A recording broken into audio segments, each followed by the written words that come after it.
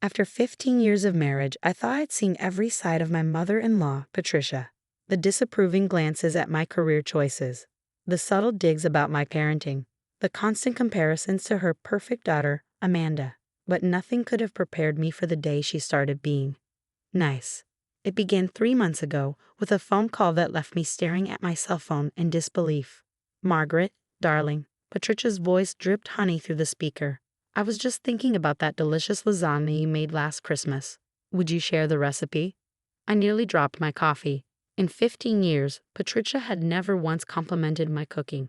In fact, last Christmas she'd made a show of only eating the sides Amanda had brought, claiming she had a sensitivity to my seasonings. The lasagna. I managed to stammer.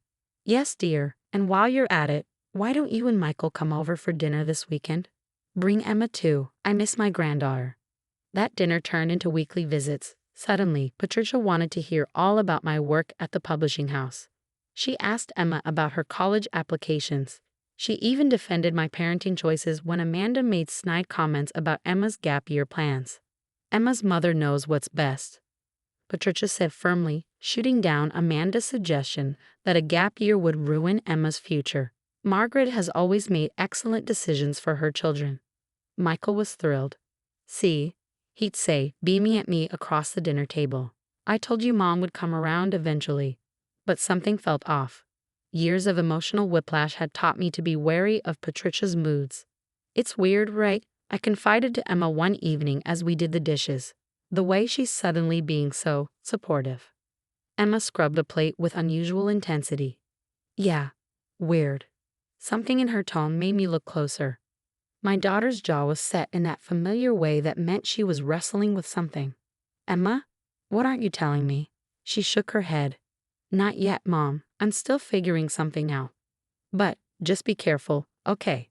The strange dance continued through October and into November. Patricia called regularly, always eager to chat. She sent thoughtful little gifts, a scarf in my favorite color, a first edition of a book I'd mentioned loving. She even took my side in a family argument about Thanksgiving dinner. "Of course we'll have it at Margaret's house," she announced during Sunday dinner. "She's the best cook in the family."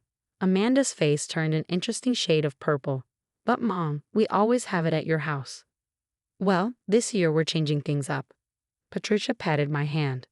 "I'm sure Margaret will make it absolutely wonderful." I spent the next 3 weeks planning the perfect meal.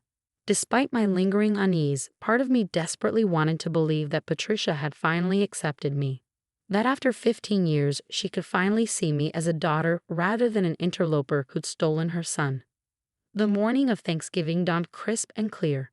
I'd been up since 5, putting the turkey in and starting the sides. Emma came down early to help, but she seemed distracted, checking her phone constantly. "Everything okay, honey?" I asked as she nearly put salt instead of sugar in the cranberry sauce. "Fine," she said quickly, too quickly, just waiting to hear about something. Guests started arriving at 2. Amanda came first with her husband and 3 kids, making a show of checking the turkey to ensure it was done properly. Patricia arrived at 2:30, carrying a bottle of expensive wine and beaming at me like I was her favorite person in the world. "Margaret, the house smells divine." She hugged me tight. "I brought your favorite Cabernet. Shall I open it now?" I was heading to the kitchen to get a corkscrew when Emma's phone buzzed. She pulled it out, read something, and went pale. "Mom?" Her voice was tight. "Can you come here for a second?" "Honey, I need to." "Now, Mom. Please." Something in her tone made me follow her into the quiet of the study. She closed the door behind us, hands shaking slightly. "Get your coat and trust me, Mom," she whispered, glancing at the door. "We need to leave. Right now." "What?" "Emma, we can't just." "Please." Her eyes filled with tears. "I can explain everything in the car. But right now, I need you to trust me. Dad's going to meet us at Aunt Susan's in an hour. Your father, but he's not even here yet." "Because I told him to wait. Mom, please. Do you trust me?" I looked at my daughter, my brilliant, perceptive daughter who'd been watching and waiting and putting pieces together while I'd been blinded by hope. "Of course I trust you." "Then get your coat. I'll tell everyone you got an emergency call about Grandma Helen." 5 minutes later, we were in my car, Emma behind the wheel because my hands were shaking too badly to drive.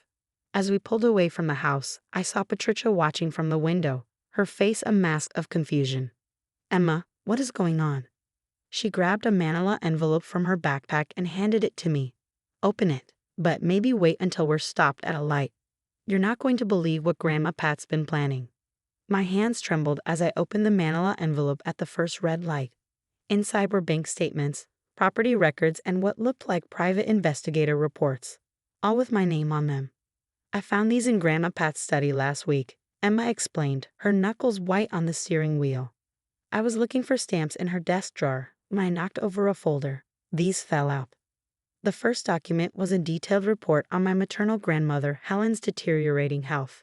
Not the sanitized version we shared with family, but the real medical records, complete with doctor's notes about early-stage dementia. How did she get these? I whispered. These are private medical records. Keep reading, Emma said grimly. The next paper was a property assessment of Grandma Helen's lake house.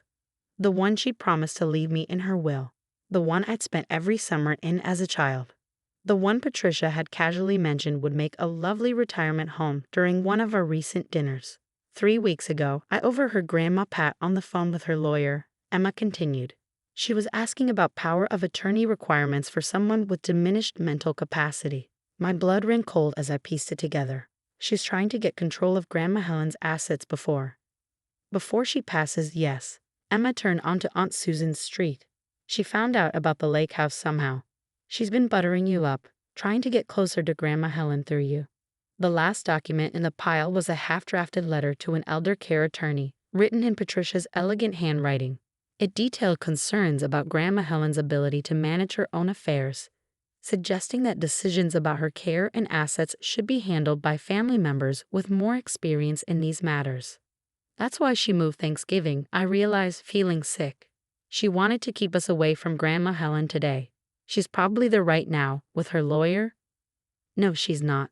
Emma allowed herself a small smile as she pulled into Aunt Susan's driveway. Because Dad's there, with our lawyer. Michael was waiting on the front porch, his face etched with a fury I'd never seen before. Next to him stood Gloria Chen, our family attorney, holding a briefcase and looking grimly satisfied. Did you show her? Michael asked Emma as we hurried up the steps. The documents, yes, but I thought you should explain the rest. Inside, Aunt Susan immediately wrapped me in a hug while Michael paced the living room.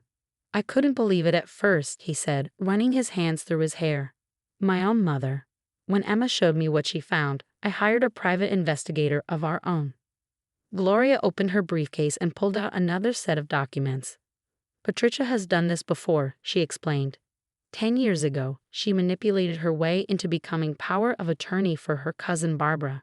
Within 6 months, Barbara's lake property was sold, and the money was redistributed into accounts under Patricia's control. Barbara died believing she'd lost everything in bad investments, Michael added bitterly. We found 3 other cases, all following the same pattern. Mom finds elderly relatives with valuable property, works her way into their confidence, and now she's targeting my grandmother. My voice sounded distant to my own ears. Not anymore, Gloria said firmly. We've already filed for a protection order. Your grandmother's assets are being placed in a secure trust, with you and your Aunt Susan as co-trustees, and we're reopening investigations into the previous cases. My phone buzzed, Patricia calling, then Amanda, then Patricia again. Don't answer, Michael advised. Mom's probably realized something's wrong by now. Let her sweat. As if on cue, a text from Patricia popped up. Margaret, darling, is everything all right? We're all so worried. Please let us know about Helen. The false concern made my stomach turn. I thought about all the times Patricia had criticized my relationship with Grandma Helen, calling me overly attached and suggesting I was babying her. All the times she tried to exclude Grandma Helen from family events. It hadn't been about dislike, it had been about isolation. I should have seen it, I whispered. All those years of keeping us apart. Hey, Michael knelt in front of me, taking my hands. None of us saw it. She's had decades to perfect this act. But she slipped up this time. She got greedy. She underestimated Emma, Aunt Susan added proudly. Emma blushed. I just knew something felt wrong. Grandma Pat being nice to Mom. After 15 years of treating her like dirt? No way. More texts flooded in. Amanda, Mom's really upset. How dare you ruin Thanksgiving like this? Patricia again. Darling, please call me. I'm just sick with worry about poor Helen. What do we do now? I asked Gloria. Now, she smiled grimly. Now we go on the offensive. Your mother-in-law thought she was laying a trap for your grandmother. Instead, she walked right into one of her own. The confrontation happened 3 days after Thanksgiving. We arranged to meet Patricia at our lawyer's office, though she didn't know Gloria would be there. She swept in wearing her favorite business meetings outfit, the one she wore when she wanted to intimidate people. Margaret, darling. She moved to hug me, but I stepped back. Her smile faltered slightly. I was so worried when you left on Thanksgiving. Is Helen all right? Why didn't you tell us, Mom? Michael's voice was ice cold. After all, you seem to know more about her medical condition than her own family does. Patricia's face went blank for a fraction of a second before the concerned mask slipped back into place. I'm sure I don't know what you mean, dear. Let me refresh your memory. Gloria stepped forward, laying out the documents Emma had found. Medical records obtained illegally, property assessments, draft letters to your lawyer about seeking power of attorney, and reports from your private investigator tracking Helen's deteriorating health. The color drained from Patricia's face. She sank into a chair, her hand fluttering to her throat. Where did you? Those are private. Private? I couldn't hold back anymore. Like my grandmother's medical records were private, like Barbara's financial records were private before you drained her accounts. Barbara. Patricia's eyes widened. How do you know about?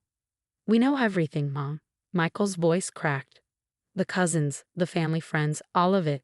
How many times have you done this? How many families have you destroyed? For a moment, Patricia seemed to shrink in her chair. Then her spine straightened, and her face hardened into something ugly and familiar, the expression she'd worn for 15 years when looking at me. You ungrateful children, she hissed. I've only ever tried to keep this family's assets secure. These elderly relatives, they can't manage their own affairs.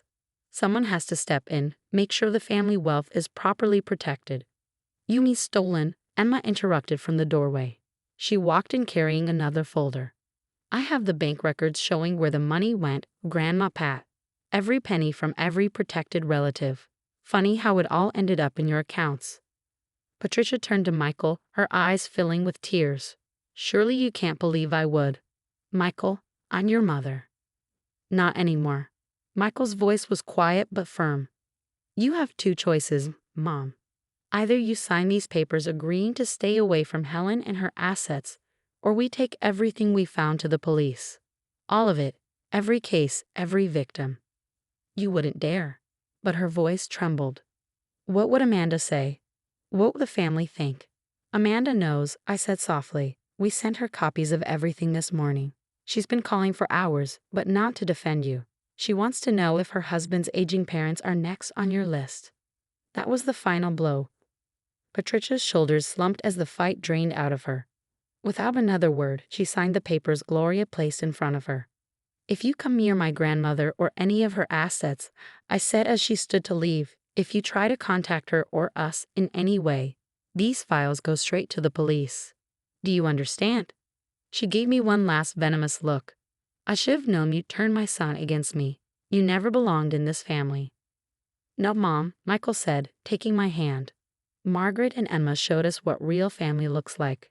They protected someone they love. You're the one who never belonged. After she left, Emma hugged us both. I've got to get back to campus, she said. Finals week starts Monday. Wait, I called as she reached the door. How did you know to start investigating? What made you suspicious? She smiled. Remember when I was little and you read me Nancy Drew mysteries? You always said the most suspicious thing is when someone changes their behavior completely. When Grandma Pat suddenly started being nice to you. Well, I just channeled my inner Nancy Drew. 1 year later, we celebrated Thanksgiving at the lake house. Grandma Helen sat at the head of the table, her mind clearer after we'd adjusted her medications. Aunt Susan carved the turkey while Emma told everyone about her first semester of law school.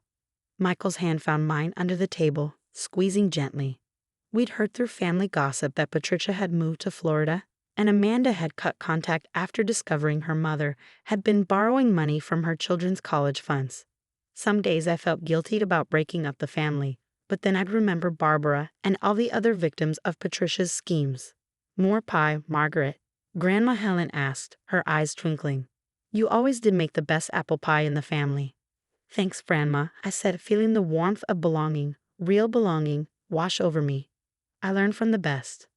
As I looked around the table at my real family, the people who loved and protected each other without schemes or conditions, I silently thanked Patricia for one thing. Her sudden kindness had seemed so suspicious that it had set off Emma's warning bells. Sometimes I realized the worst people in our lives lead us to appreciate the best ones even more.